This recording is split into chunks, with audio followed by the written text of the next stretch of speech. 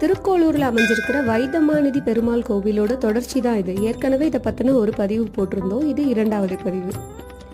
இந்த கோவில் 108 திவ்ய தேசங்களில் ஒன்றாவும் நவ திருப்பதிகளில் ஒன்றாவும் இடம்பெற்றிருக்கு. இது இந்த ஸ்தலத்தோட தனி சிறப்பு. இங்கே ஒவ்வொரு வாரமும் செவ்வாய் மற்றும் வெள்ளிக்கிழமைகளில் நீராஞ்சன விளக்கு அப்படின்னு ஒரு விளக்கு ஏற்றப்படுது.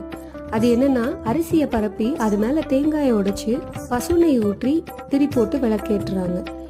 இந்த வழிபாடை 3 வாரம் தொடர்ச்சியாக பண்ணால் நினைச்ச காரியம் கைகூடும் அப்படின்னு பக்தர்களால் நம்பப்படுது.